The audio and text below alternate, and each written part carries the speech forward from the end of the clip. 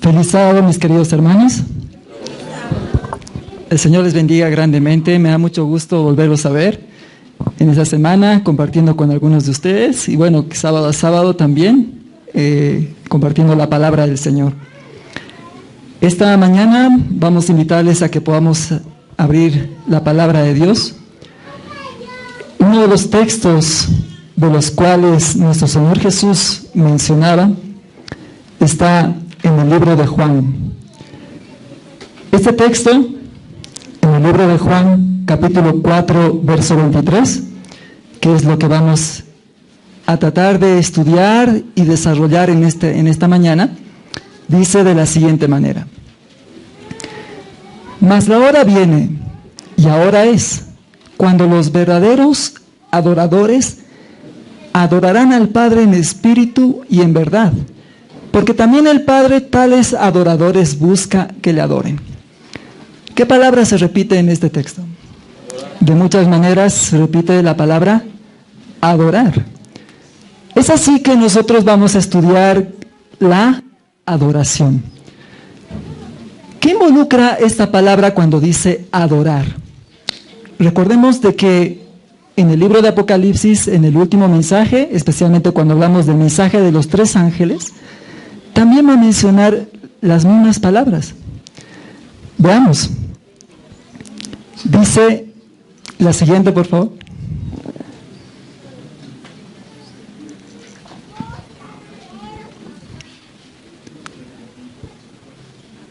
Un texto, y me gusta mucho el asunto de que la escuela sabática esté hablando de un aspecto de profecías como mención de nuestra preparación para los eventos finales.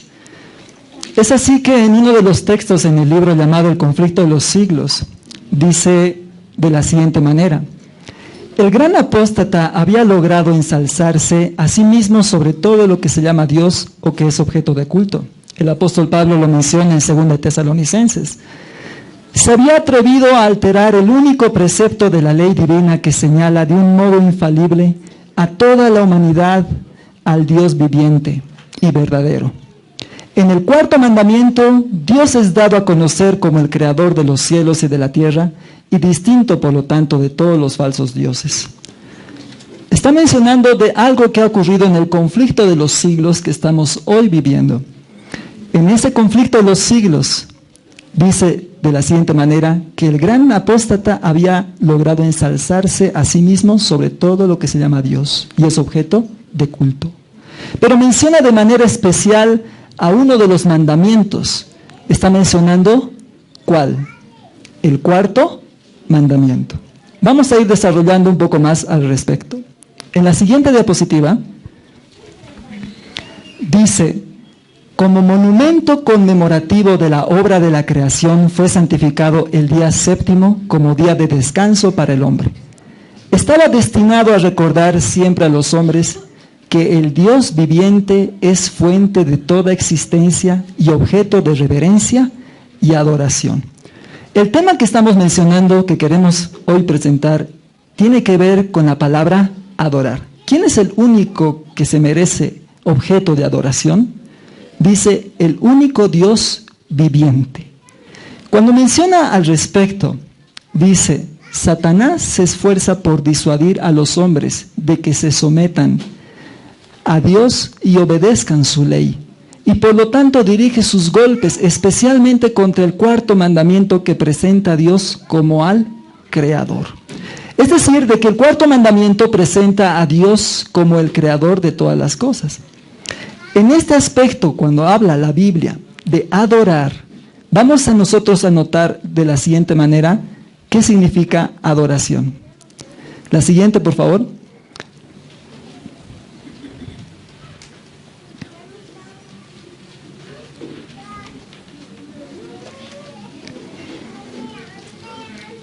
Veíamos de que en medio de nosotros hay un conflicto de los siglos, y vamos a abrir nuestra palabra, es decir, la palabra de Dios, nuestras Biblias, en un texto que habla acerca de uno de los mensajes hablando del primer ángel.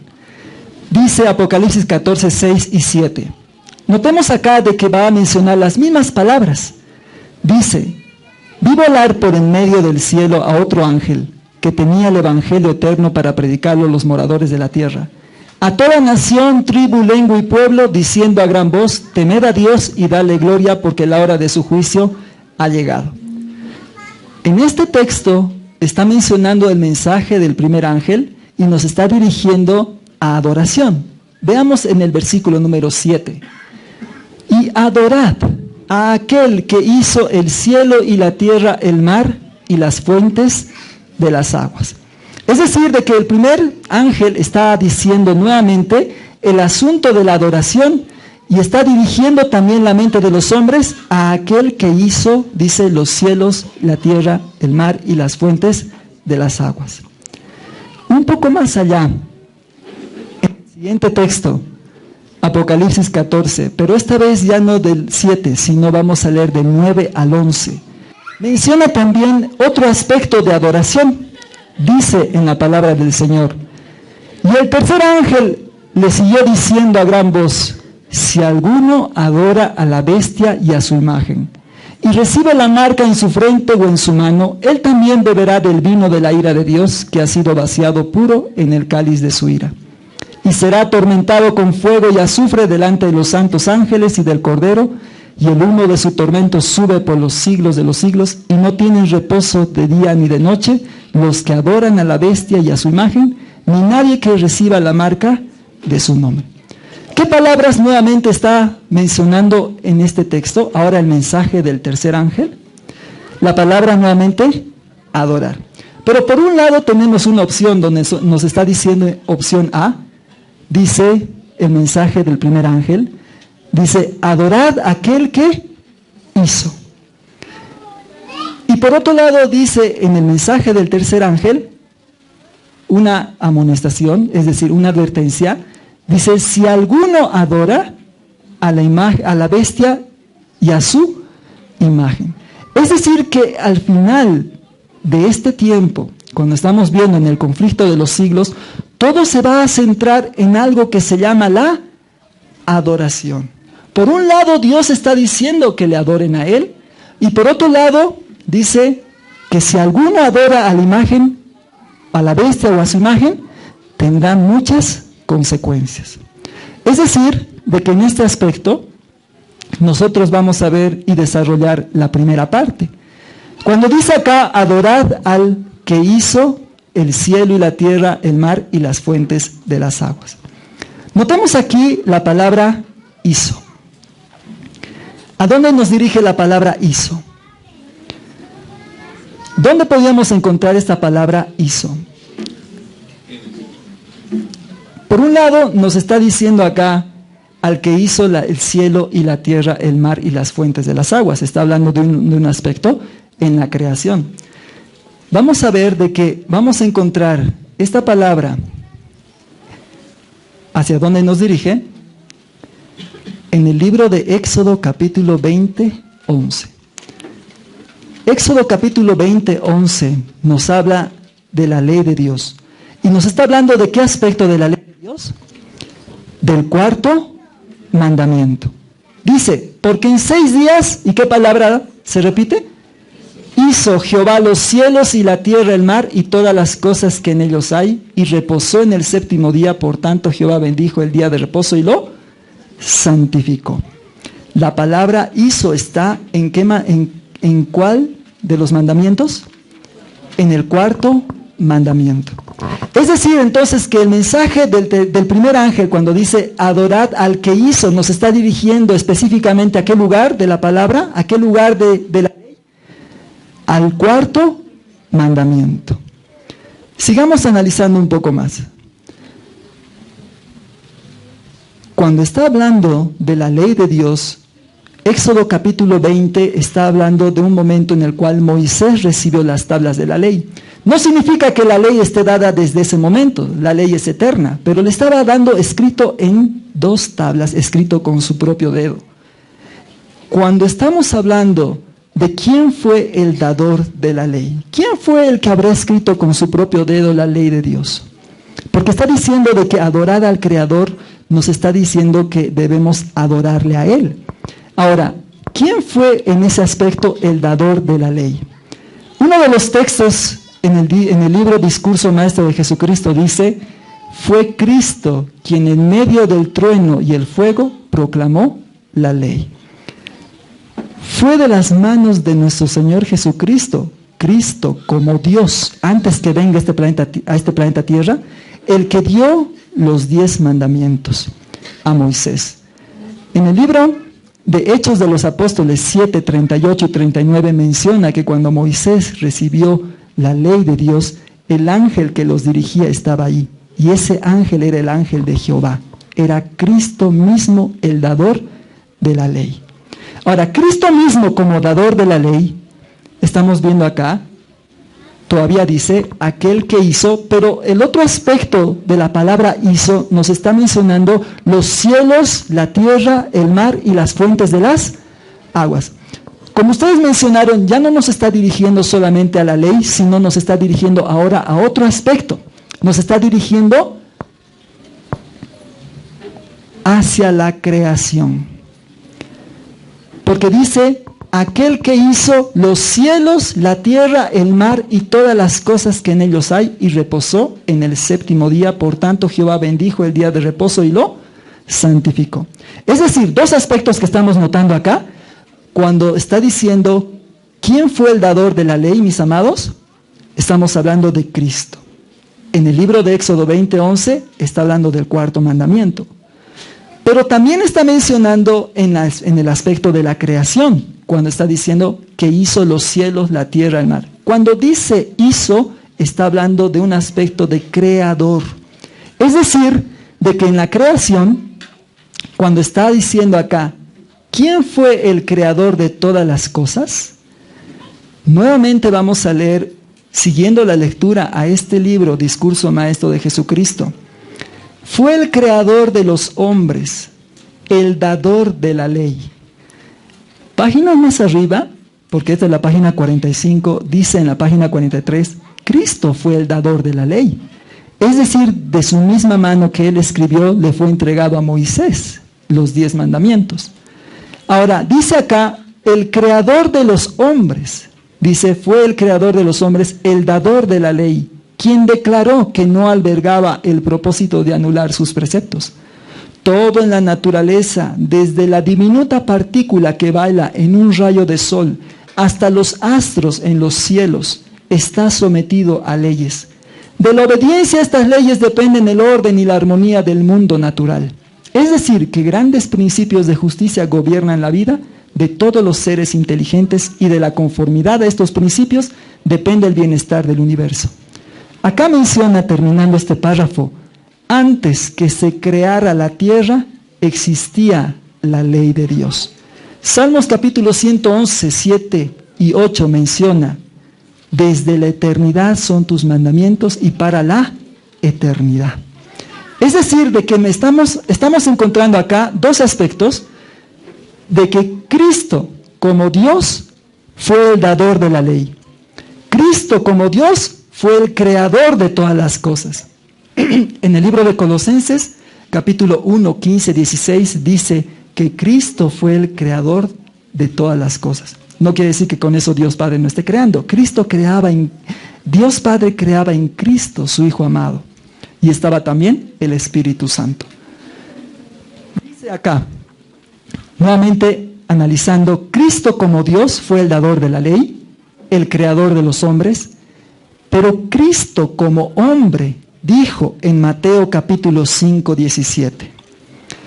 Vamos a buscar en las Escrituras este texto, hablando de Cristo como hombre. Un aspecto que estábamos notando era Cristo como Dios, pero ahora estamos hablando de Cristo como hombre.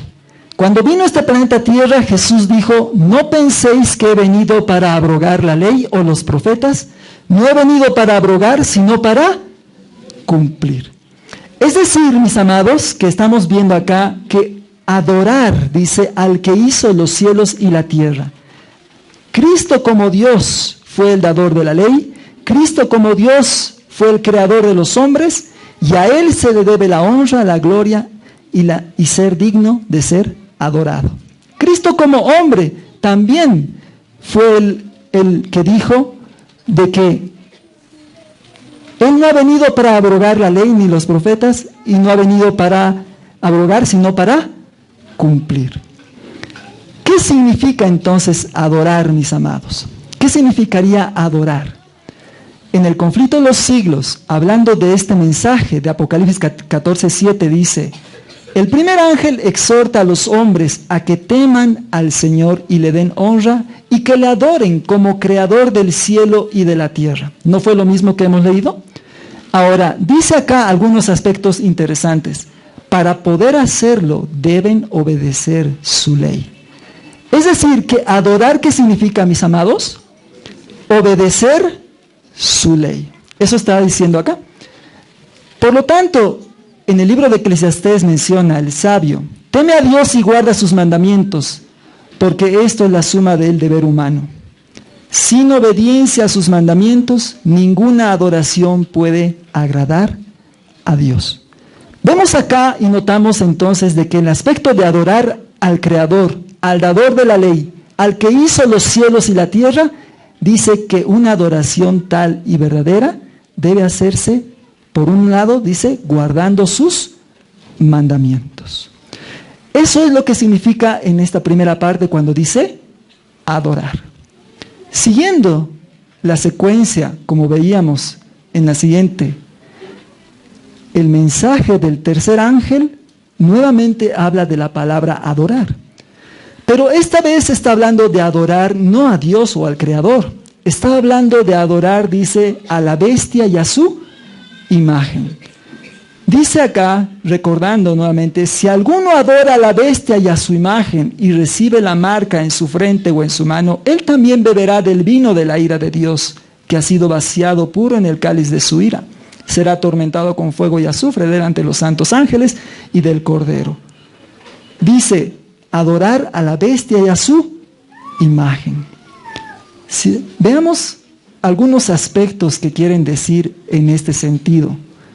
En el libro Primeros Escritos, cuando habla del mensaje de este tercer ángel, ¿cuándo se dio el mensaje del tercer ángel? ¿Se acuerdan? No fue dado todo tiempo. El mensaje del tercer ángel fue dado solamente cuando Cristo ingresó a aquel lugar, al lugar santísimo del santuario celestial. Cuando cesó el ministerio de Jesús en el lugar santo y pasó él al Santísimo para estar de pie delante del arca que contenía la ley de Dios, envió otro poderoso ángel con un tercer mensaje para el mundo. Un pergamino fue puesto en la mano del ángel y mientras descendía a la tierra con poder y majestad, proclamaba una terrible amonestación, acompañada de las más tremendas amenazas que jamás se dirigieron contra el hombre. Tenía por objeto aquel mensaje poner en guardia a los hijos de Dios, revelándoles la hora de tentación y angustia que los aguardaba. Antes de pasar a la siguiente, me gustaría que podamos notar acá, cuando dice el ángel, este tercero, tenía un mensaje para el mundo, un pergamino fue puesto en su mano, y dice que proclamaba una terrible amonestación, acompañada de las más tremendas amenazas que jamás se dirigieran contra el hombre. Cualquiera podría decir hasta este punto de que Dios, tan terrible, tan tirano, ¿por qué haría eso? Sin embargo, en la siguiente descripción del mensaje dice: tenía por objeto aquel mensaje poner en guardia a los hijos de Dios, revelándoles la hora de tentación y angustia que los aguardaba. Es decir, de que este mensaje tenía también un propósito. Tenía un propósito de poner por advertencia lo que iba a suceder. Y dice que iba a llegar un momento de tentación y de angustia para el pueblo de Dios. En ese sentido fue enviado, dice, este mensaje por este tercer ángel. Recordemos acá que está mencionando dos cosas. Está diciendo amenaza y dice advertencia. Veamos cuáles son esos puntos. ¿Cuál será la amonestación que está dando? La palabra de Dios está llena de promesas. pero también tiene, dice, amonestaciones. Deseo a todas las gentes, la 3:55 dice, en todas sus promesas y amonestaciones Jesús se dirige a mí. Es decir, yo sé que a nosotros nos agradan más las promesas, pero también las amonestaciones son de parte de ¿quién? De nuestro Dios. En este sentido, dice la amonestación, si alguno adora a ¿quién? A la bestia y a su imagen, o recibe su marca. Y la advertencia, o la amenaza, ¿cuál será?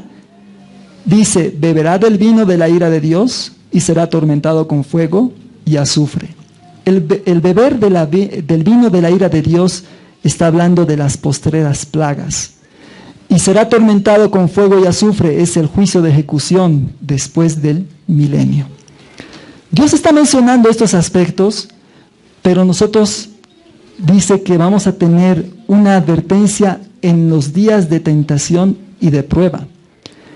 En ese aspecto, mis amados, hemos identificado en Apocalipsis 14:7 quién es el creador, de quién salió todo. Dice, de las manos de Cristo como Dios. Ahora, cuando está hablando de este aspecto de la bestia y de su imagen, está mencionando también acá un sistema, una organización eclesiástica investida de poder, investida también con autoridad para castigar a los disidentes. Esa es cuando está hablando de la bestia. Menciona acá en el libro Historia de la Redención, la página 400.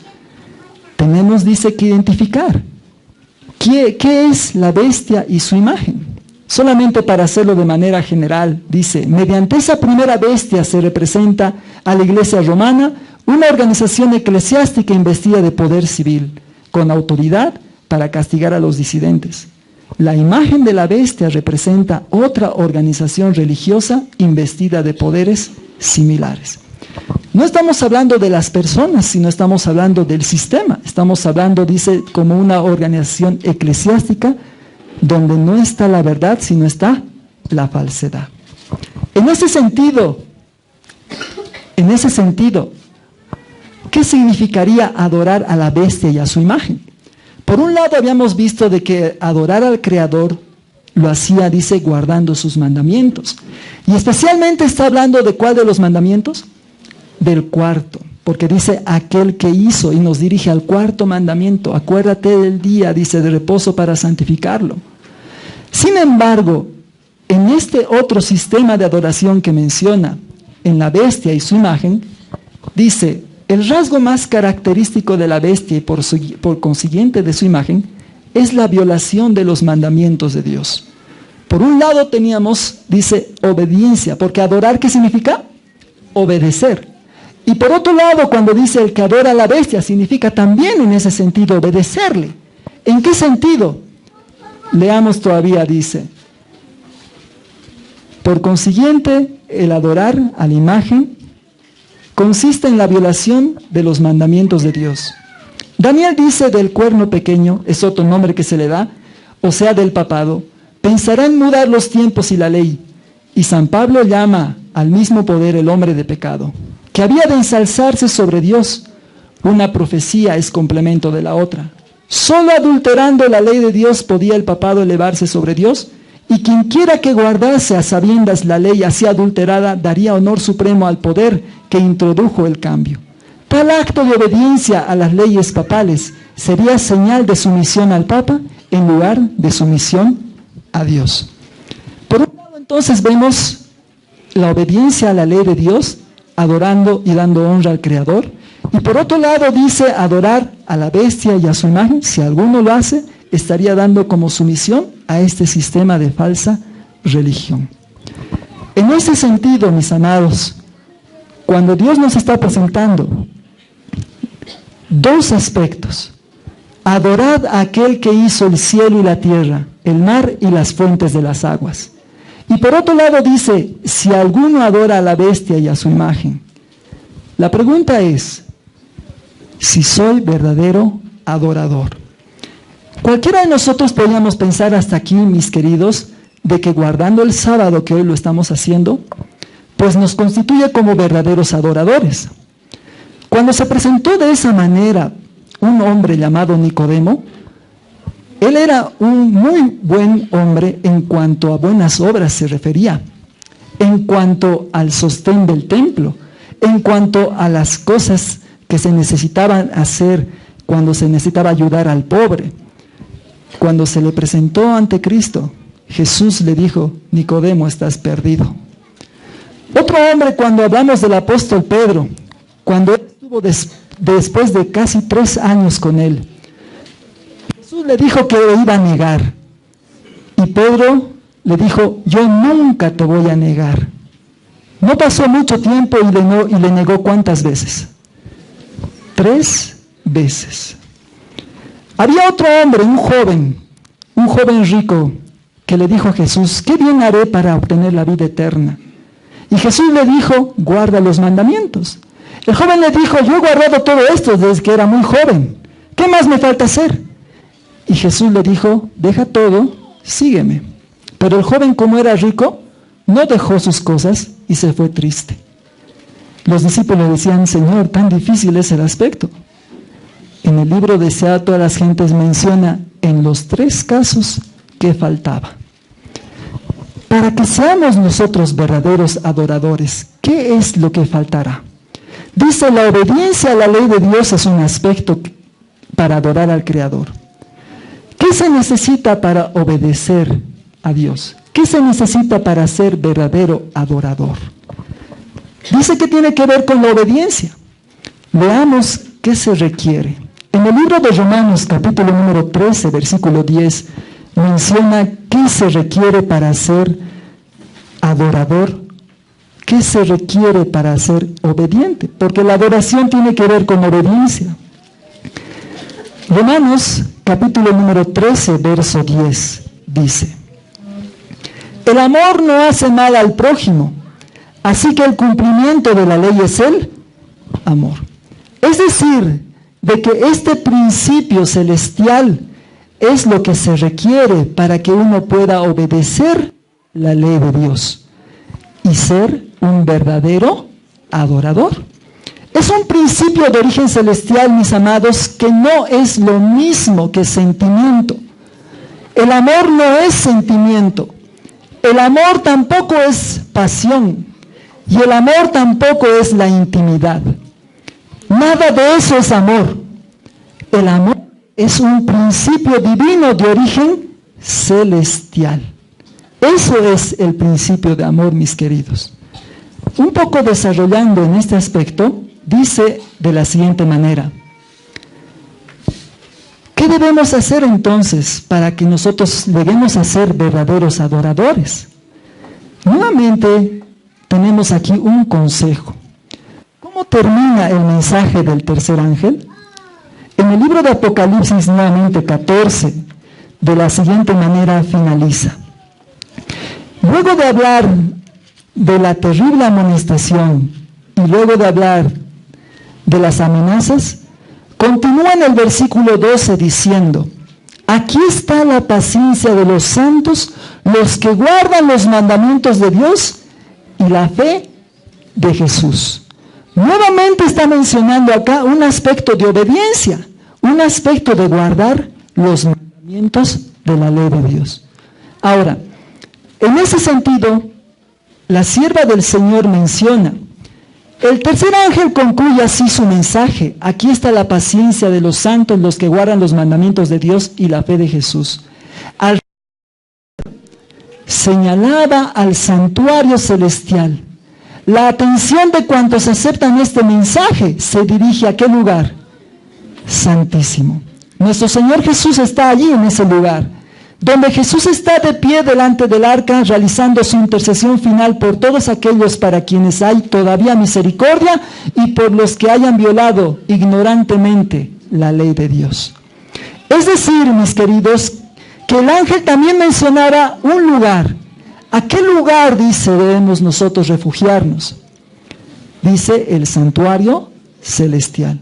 En ese sentido, ahora, hay un lugar en el cielo, porque hay que diferenciar y relacionar ambas cosas. Un lugar en el cielo, mis queridos, donde está Dios Padre. donde está Dios Padre y donde está su ley. Dios Padre, mis queridos, en ese lugar, en el lugar santísimo del santuario celestial, tiene su trono. Cuando dice el libro de Hebreos 4:12, dice que Dios tiene un trono de la gracia para obtener el oportuno socorro. Acudamos allá. Ese lugar, mis amados, en ese lugar, en el lugar santísimo, pues nosotros no estamos allí, estamos en la tierra. Y al estar en la tierra, mis amados, ¿qué quiere enseñarnos Dios con eso? En el santuario se preparaban en el terrenal medios. Y esos medios eran causa para dar una solución al problema del hombre. Para obedecer, dice que se necesita, ¿qué característica principal? El principio divino ¿de qué? Del amor. Ahora, nosotros estando en el planeta Tierra, dice, para todos aquellos que acepten el mensaje, dice, veamos cuál es el mensaje que quiere Dios que aceptemos. En el libro de Juan, capítulo 5, 42, Jesús nos dice de la siguiente manera: ya que se necesita este principio de amor para poder obedecer su ley y ser verdaderos adoradores, dice acá Juan 5, 42, mas yo os conozco que no tenéis amor de Dios en vosotros.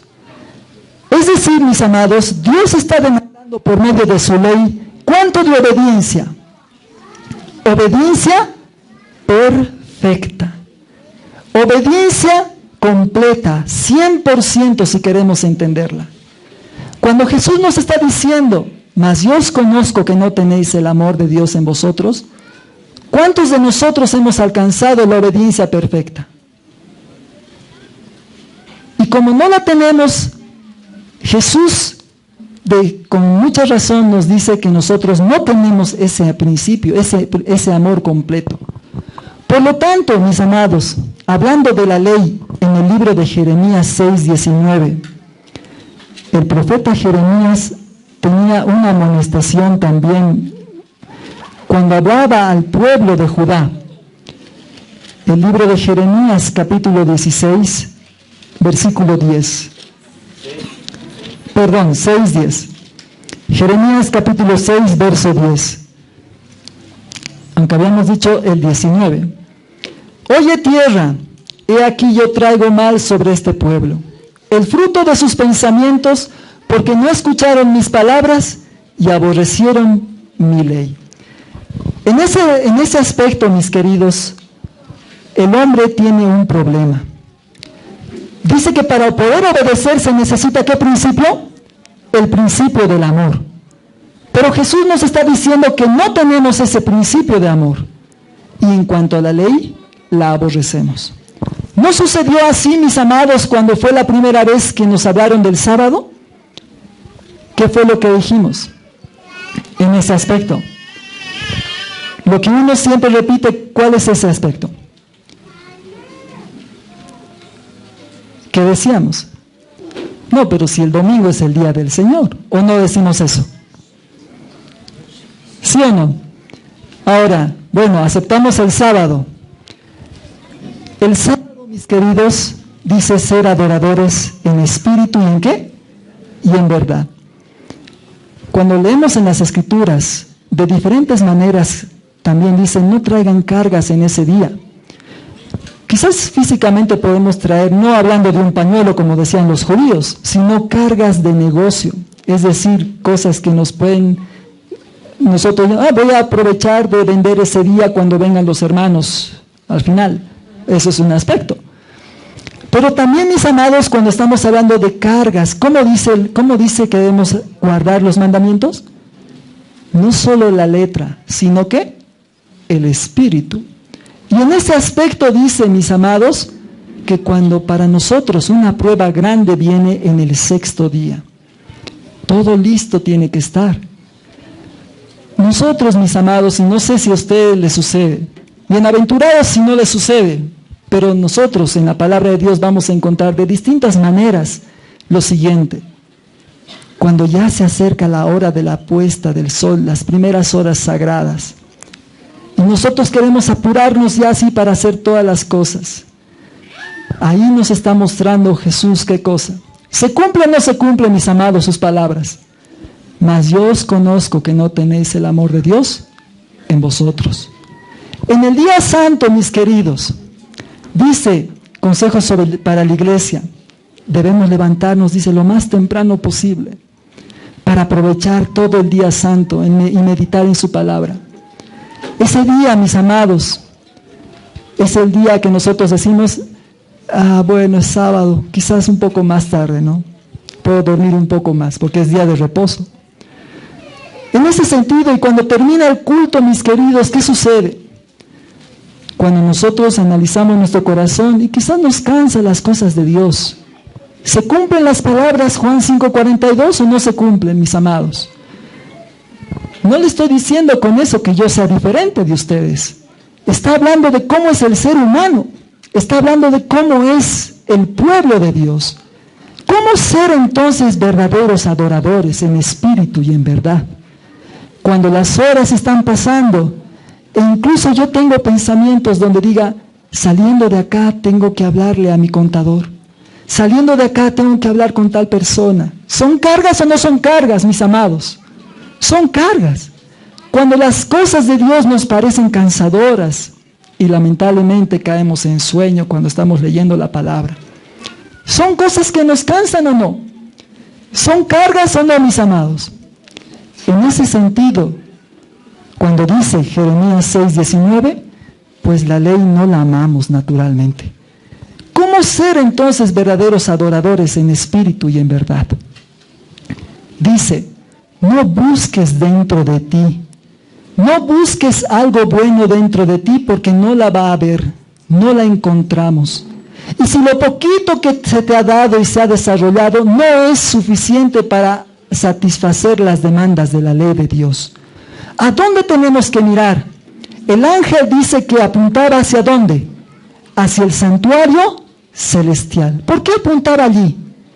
Porque allí vamos a encontrar a Cristo. ¿Y Cristo qué va a hacer? Presentarse. Dios no te va a mirar a ti, mi querido, porque tenemos una triste condición. En Isaías 59:2 dice que estamos separados de Dios. Por lo tanto, necesitamos de un mediador. ¿Quién será aquel mediador? Tiene que Él presentarse a tu favor, pero no solamente presentarse, sino tiene que también trabajar a tu favor. Dice, presentar ofrenda y sacrificio. La ofrenda en el santuario era el incienso, y el incienso es símbolo de la justicia de Cristo, su perfecta obediencia, y su sangre para el perdón. Pero dice la promesa, en la oración que hoy hacía nuestra hermanita, dice que se cumpla tu promesa de Juan 14:16. ¿Cuál es la promesa de Juan 14:16? Y yo rogaré al Padre y os dará otro consolador. Esa promesa, mis amados, que ruegue, es trabajo de Cristo como sumo sacerdote. Y en esto, ¿tú qué tienes que hacer? Leamos qué tienes que hacer. Dice en el libro de Juan capítulo 7, 38 y 39 en la palabra de Dios. Jesús nos decía lo siguiente. ¿Qué tienes que hacer acá? El que cree en mí, como dice la Escritura, de su interior correrán ríos de agua viva. Esto dijo del Espíritu que habían de recibirlos los que creyesen en Él. ¿Qué cosa tienes que hacer tú entonces en esta parte? Y creer es también algo que se llama fe. Ejercitar la fe en eso. Que en ti no va a haber nada bueno. Que en ti no hay el amor de Dios. Y que necesitamos ese principio, como dice acá en las Escrituras. Jesús nos está diciendo, el que cree en mí, de su interior correrán ríos de agua viva. Y esto dijo del Espíritu Santo que iban a recibir, ¿quiénes? Los que creyesen. La demanda de Dios es obediencia perfecta. Nosotros no la cumplimos. Cristo sí la cumplió. Él tiene esa obediencia. No mires dentro de ti porque no vas a encontrar nada. Cuando se levantó la serpiente de bronce, Moisés recibió una orden de Dios. ¿Cuál fue la orden? Mira y vive. Lo mismo tenemos que hacer, mis amados. No mirar dentro de nosotros, sino mirar fuera. No mirar a un Cristo chiquitito que está en tu corazón, que eso no es así. Cristo está como hombre en el santuario celestial. Está allí presentándose, trabajando, y está rogando ante Dios Padre. Y lo que nosotros debemos ejercitar es fe en eso. Pero dice ahí también, mis amados, como resultado se recibe, ¿qué cosa? Del trabajo de nuestro Señor Jesucristo, el Espíritu Santo. ¿Y qué va a hacer el Espíritu Santo? Dice Gálatas 5, 22 y 23. ¿Qué es lo que no tenemos? Naturalmente, un principio. En Gálatas capítulo 5, 22 y 23 dice: mas el fruto del Espíritu, ¿cuál es? Amor, gozo, paz, paciencia, benignidad, bondad, fe. Entre los primeros frutos del Espíritu está mencionando el amor. Pero es un amor que no está desarrollado. Es un amor que no está ya con fruto para comerlo. Es un amor que como una plantita se siembra, que tiene que desarrollarse. Pero también dice la otra promesa del nuevo pacto. En el libro de Hebreos capítulo 8, versículo 10. Hablando de la ley. Porque el amor no es ciego, el amor obedece. Y dice en Hebreos 8, 10. Por lo cual este es el pacto que haré con la casa de Israel. Después de aquellos días, dice el Señor, pondré mis leyes en la mente de ellos y sobre su corazón las escribiré. Y seré a ellos por Dios y ellos me serán a mí, ¿por qué? Por pueblo. La promesa del nuevo pacto dice, escribiré las leyes en su mente. Y ellos me serán, dice, ¿a qué cosa? Primero vamos a leer, y seré a ellos, ¿por qué? Por Dios. Le adorarás en espíritu y en verdad, guardando sus mandamientos, no forzadamente, porque para Dios lo forzado no es obediencia, y no esperando una recompensa, porque para Dios tampoco es obediencia, lo mercenario. Cuando nosotros hacemos un acuerdo de negocio, decimos, muy bien, te voy a pagar tanto porque tú me hagas el trabajo de tanto. Eso es servil, o sea, me refiero a algo se ha acordado, un servicio. Dios no quiere esa obediencia servil. Dice, una obediencia que no sea servil, que tú quieras obtener algo, ni tampoco una obediencia forzada, porque para Dios ninguna obediencia es obediencia verdadera. Necesitamos este principio de amor. Ese es el resultado del ministerio sacerdotal celestial. En el santuario terrenal se llamaba servicio diario. ¿Cuántas veces tenemos que pedirlo? Tarde y mañana, mañana y tarde. Me gustaría que podamos leer, para terminar, un aspecto. En el libro Mensajes Selectos, tomo 1, la página 404. Los servicios religiosos, las oraciones, la alabanza, la confesión arrepentida del pecado, ascienden desde los verdaderos creyentes como incienso. ¿Está aumentado? Ahí está bien. Dice, los servicios religiosos. ¿Cuáles son esos servicios religiosos? Los cantos. Lo que se puede hacer en este lugar. La alabanza, la confesión arrepentida del pecado, ascienden desde los verdaderos creyentes como incienso ante el santuario celestial. Pero al pasar por los canales corruptos de la humanidad, se contaminan de tal manera que a menos que sean purificados por sangre, nunca pueden ser de valor ante Dios. En el libro de Ageo 2:14 dice, todo lo que toca las manos, dice, esta es impura. Todo lo que hacemos, mis amados, por pasar por este canal corrupto, se contamina, aunque sea bueno. Por lo tanto, para que asciendas del santuario celestial, ¿qué necesita hacer? Purificado, dice, con la sangre de Cristo. Dice, todo el incienso de los tabernáculos terrenales debe ser humedecido con las purificadoras gotas de la sangre de Cristo. Él sostiene delante del Padre el incensario de sus propios méritos, en los cuales no hay mancha de corrupción terrenal.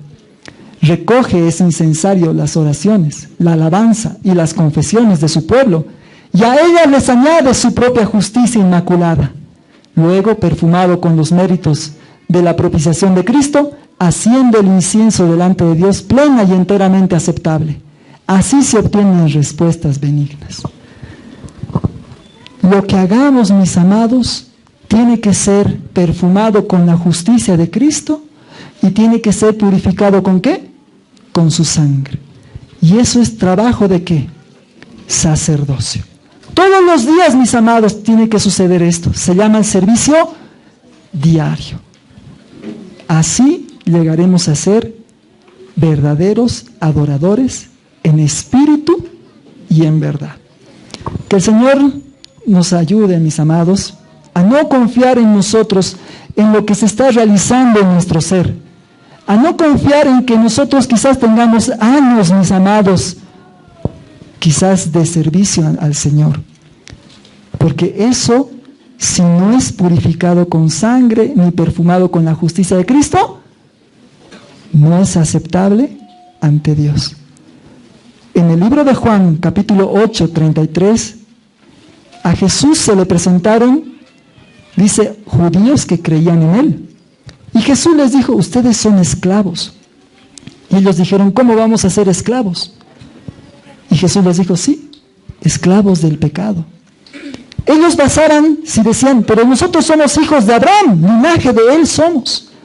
Basaban nuevamente su aceptación ante Dios en los años que profesaban y en su sangre de ser hijos de Abraham.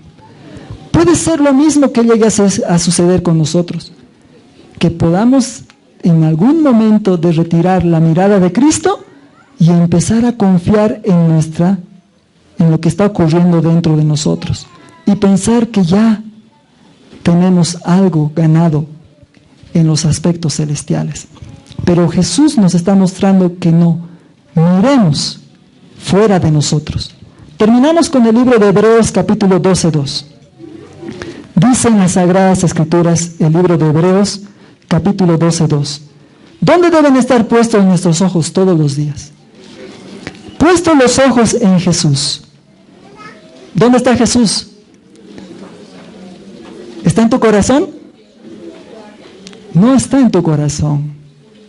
Está en carne y hueso. ¿En dónde? En el santuario celestial. El que debe estar en tu corazón es su representante, el Espíritu Santo, como habitante. Dice, autor y consumador de la fe, el cual por el gozo puesto delante de él sufrió la cruz. Eso está hablando de uno de sus méritos. Menospreciando lo propio, pero ya no habla de lo que hizo en la tierra, sino ahora habla de lo que está realizando en el cielo. Escuchemos. Y se sentó a la diestra del trono de Dios. Las cosas celestiales. En ese sentido, mis amados, debemos mirar a Cristo. A un Cristo que está fuera de nosotros. Y en un lugar. ¿Cuál es ese lugar? El santuario celestial. Y que allí está intercediendo por nosotros. Presentando ¿qué? Su justicia, su sangre. Y la promesa del nuevo pacto. Rogando ante Dios para que se nos dé el Consolador y el Espíritu Santo venga a habitar en nuestro ser.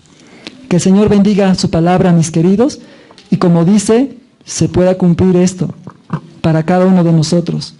Ser adoradores, dice, en espíritu y en verdad. Que el Señor les bendiga.